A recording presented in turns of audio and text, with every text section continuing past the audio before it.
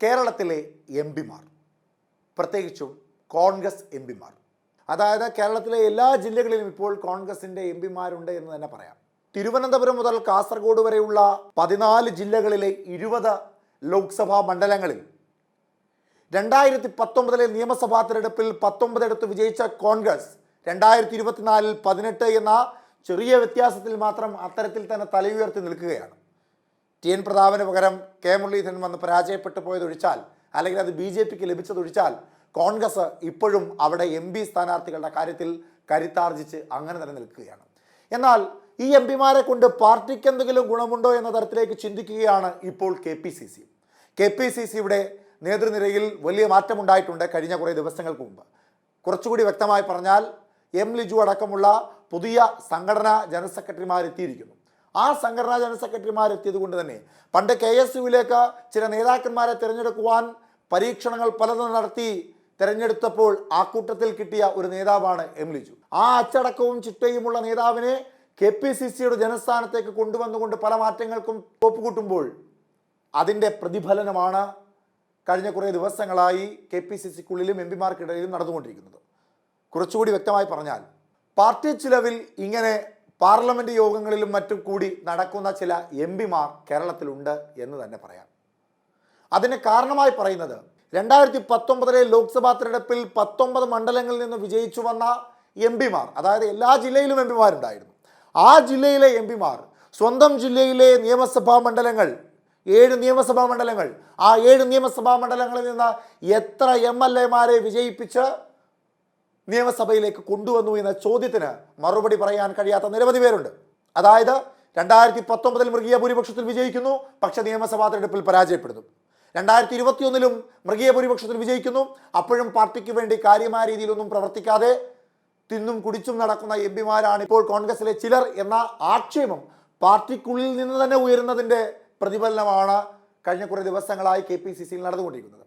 സർക്കാർ വിരുദ്ധ വികാരത്തിൻ്റെ ഫലമായി നടക്കുന്ന ചില സമരമുറകൾ, അതായത് തൃശ്ശൂർ പൂരത്തോടനുബന്ധിച്ചുകൊണ്ട് ADGP MR അജിത് കുമാറും RSS നേതാവും തമ്മിൽ കൂടിക്കാഴ്ച നടത്തിയതിനുള്ളിലെ ദുരൂഹത ചോദ്യം ചെയ്തുകൊണ്ട്, CPMന്റെ അഴിമതികളെ ചോദ്യം ചെയ്തുകൊണ്ട് സംസ്ഥാന തലത്തിലും ജില്ലാതലത്തിലും ബ്ലോക്ക് തലത്തിലുമൊക്കെ സമരമുറകൾക്ക് ആഹ്വാനം ചെയ്തിട്ടുണ്ടായിരുന്നു KPCC സംസ്ഥാന നേതൃത്വം.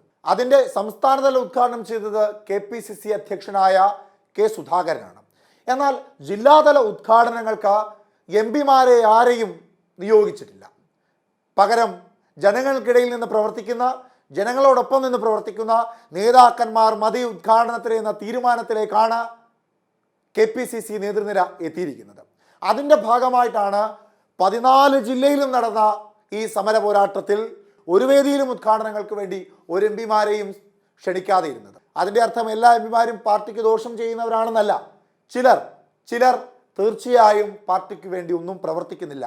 പാർട്ടിയേക്കാൾ മുകളിൽ അവരുടേതായിട്ടുള്ളൊരു തട്ടകം നിർമ്മിക്കുക എന്ന ഉദ്ദേശം മാത്രമാണ് അവർക്കുള്ളത്.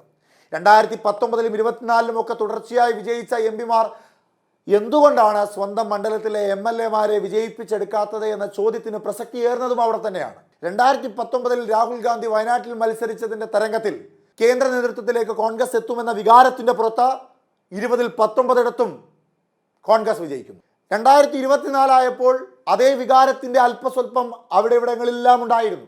കൂടാതെ രാഹുൽ ഗാന്ധിയുടെ ഭാരത് ജോഡോ യാത്രയുണ്ടാക്കിയ തരംഗമെല്ലാം കൂടി കൂട്ടിച്ചേർത്ത് കഷ്ടിച്ച് ചിലർ വിജയിക്കുന്നു, പോരാടി ചിലർ വിജയിക്കുന്നു, മികച്ച ഭൂരിപക്ഷത്തോടു കൂടി തന്നെ ചിലർ വിജയിക്കുന്നു. 2025 നടക്കുവാൻ പോകുന്ന നിയമസഭാ തെരഞ്ഞെടുപ്പിന് വേണ്ടി ഇപ്പോൾ പോലും പണിയെടുക്കാത്ത MP മാർക്കുള്ള ആദ്യത്തെ താക്കീതായി കൂടി ഇതിനെ കാണേണ്ടതുണ്ട് എന്നാണ് KPCC നേതൃത്വം പറയാതെ പറഞ്ഞു വെക്കുന്നത്. സംസ്ഥാനതല ഉദ്ഘാടനം നടന്ന കണ്ണൂരിൽ ആ ഉദ്ഘാടനം നിർവഹിച്ചത് KPCC അധ്യക്ഷൻ K. സുധാകരൻ. അവിടുത്തെ ജില്ലാതല ഉദ്ഘാടനമാകട്ടെ KPCC വൈസ് പ്രസിഡന്റ് VT ബൽറാമാണ് ഉദ്ഘാടനം ചെയ്തത്. എറണാകുളത്ത് പ്രതിപക്ഷ നേതാവ് VD സതീശൻ, പാലക്കാട് രമേശ് ചെന്നിത്തല, കൊല്ലത്ത് P. വിഷ്ണുനാഥ്, ആലപ്പുഴയിലാകട്ടെ KC ജോസഫ്, ഇടുക്കിയിൽ ജോസഫ് വാഴക്കൻ, പത്തനംതിട്ടയിൽ തിരുവഞ്ചൂർ രാധാകൃഷ്ണൻ, കോഴിക്കോട് മുല്ലപ്പള്ളി രാമചന്ദ്രൻ, മലപ്പുറത്ത് AP അനിൽകുമാർ, വയനാട് T. സിദ്ദിഖ്, കോട്ടയത്ത് ഷാനിമോൾ ഉസ്മാൻ, കാസർഗോഡ് TN പ്രതാപൻ. പാർട്ടി സമര പരിപാടികളിൽ ലോക്സഭാ മണ്ഡലങ്ങളിലെ MP മാരെ ഉൾക്കൊള്ളിക്കാതെയുള്ള ഈ പുതിയ നീക്കം വലിയ തോതിൽ പാർട്ടിക്കുള്ളിൽ ചർച്ചയാകുമ്പോൾ മാറ്റത്തിൻ്റെ പുതിയ വാതിൽ തുറക്കുമെന്ന പ്രത്യാശയും കോൺഗ്രസ് നേതൃത്വത്തിനുണ്ട്. ചിലരെ മാത്രമായി മാറ്റി നിർത്തി മറ്റു ചില എം പിമാരെ കൊണ്ട് ജില്ലാതല ഉദ്ഘാടനം ചെയ്യിക്കുമ്പോൾ അത് പാർട്ടിക്കുണ്ടാക്കുവാൻ പോകുന്ന ക്ഷീണം വലുതാണ് എന്ന ബോധ്യം തന്നെയായിരിക്കണം എല്ലാ എം പിമാരെയും മാറ്റി നിർത്തിക്കൊണ്ട് ഇത്തരത്തിലൊരു നീക്കത്തിലേക്ക് സംസ്ഥാനതല നേതൃത്വം മാറിയിരിക്കുന്നത്. എന്തായാലും പുതിയ മാറ്റങ്ങളാണ് KPCC മുഖേന നടന്നുകൊണ്ടിരിക്കുന്നത്.